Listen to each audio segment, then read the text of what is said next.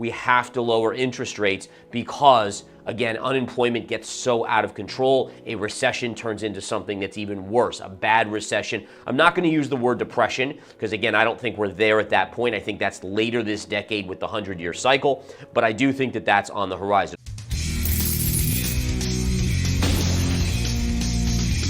In today's video, Chief Market Strategist of InTheMoneyStocks.com Gareth Soloway tells us all about his latest analysis of the charts as well as his predictions and price targets for Bitcoin and Ethereum. He believes that we could possibly see Bitcoin's low in the coming months.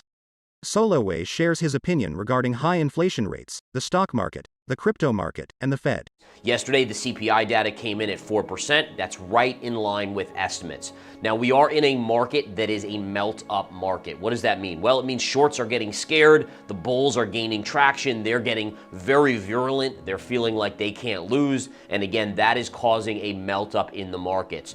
There was money on the sidelines that was kind of concerned about what the Fed was doing. Now we're hearing that today, likely we will see a pause from the Federal Reserve. Now, based on the Fed funds futures, that's exactly what we're expecting. So again, look for the Fed to pause today. Remember that announcement comes out at 2 p.m. Eastern Time.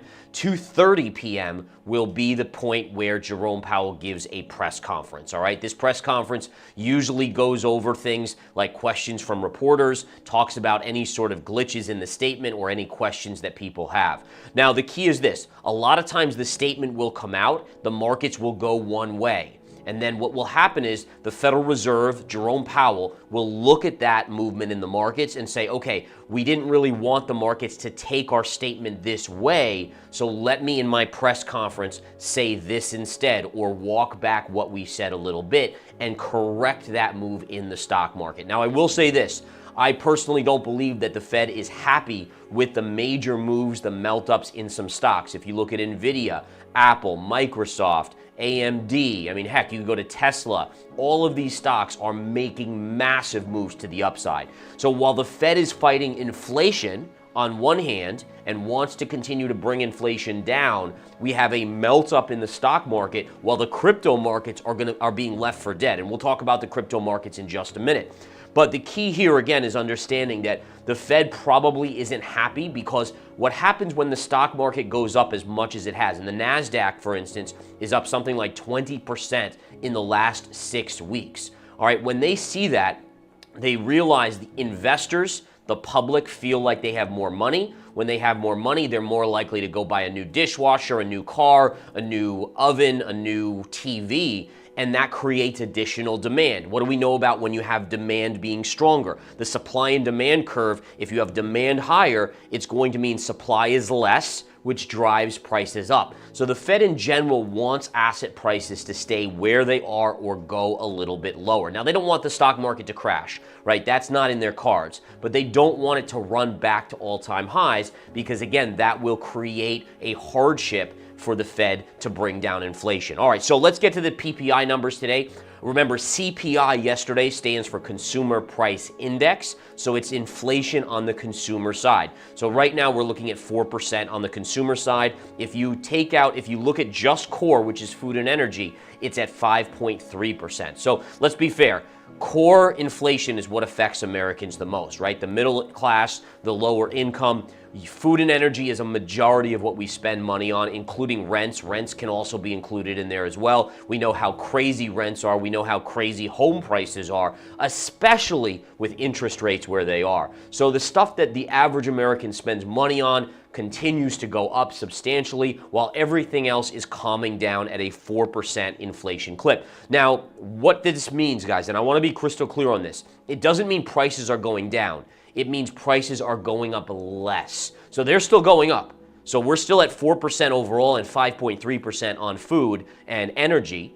And that means that every year you're paying 4 to 5.3% more for everything. So it's going to cost you more, just the nature of it. Unless we get inflation to go to zero, prices are always going to go up.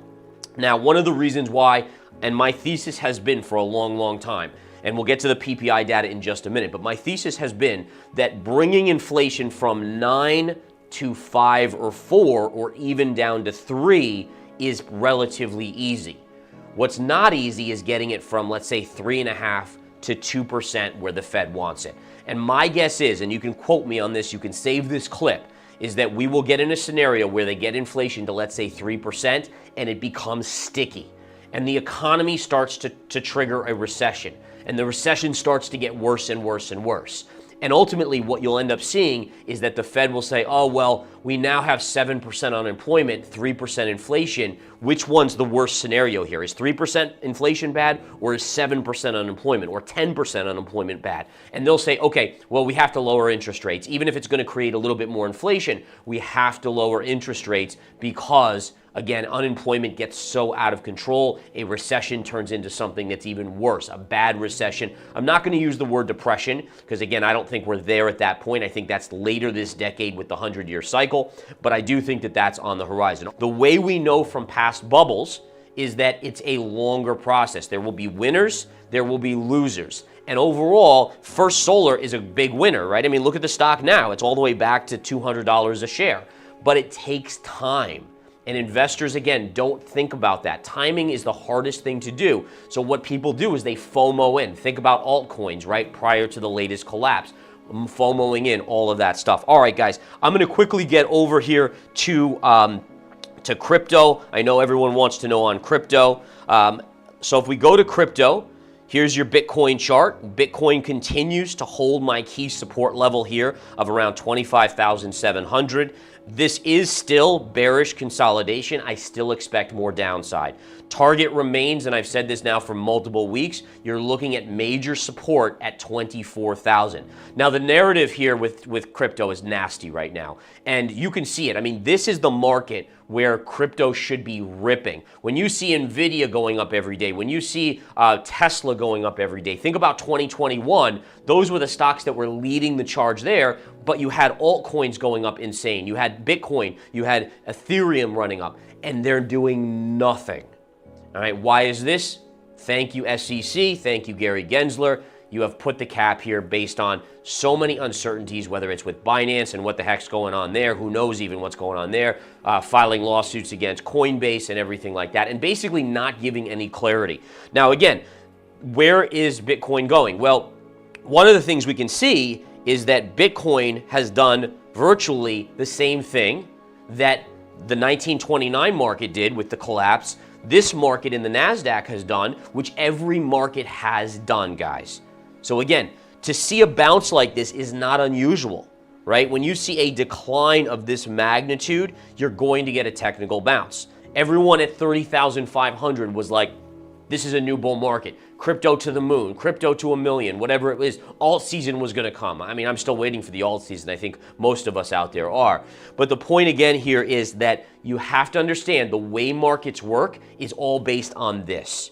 When you look at millions of investors and psychologically, are they greedy? Are they FOMOing in? Are they fearful? Are they panicking? Right? Panic doesn't denote the beginning of a sell-off, it denotes the end. Think about FTX. When FTX came out and that collapse occurred, that was the end of that initial down move before the bounce. That was max fear. We're now getting into the beginnings, in my opinion, of the next wave. I don't think we're at max fear yet. I think you're still going to see more actions by the SEC, so there's probably more downside to go. Now, will Bitcoin take out the lows? I don't know. We're going to find out. I'm still in the camp that it could. All right, if you look at the dot-com market, and again, dot-com market's so similar to what happened in crypto. Brand new technology will change the world. Dot-com was the internet. Brand new technology will change the world and did. I think Bitcoin and crypto will change the world and is changing the world. It's just going through growing pains. So these are the types of things that I look at as a trader. I don't look at things in a FOMOing greed or fear mentality. I analyze that and I analyze other people's emotion because it gives me an edge. I say, people are getting way too scared here. Let me go to the charts and start looking for technical support. Or at 30,500, wait a minute. The amount of greed that's in crypto right now is as robust as we were when we were at 69,000. If that denoted a top at 69,000 on Bitcoin, then it probably also can mirror a top here. And what happens? Bitcoin comes back in. It was also a major technical level as seen in the chart right here. So these are the things that, again, as a good trader, as an investor, you have to start paying attention to.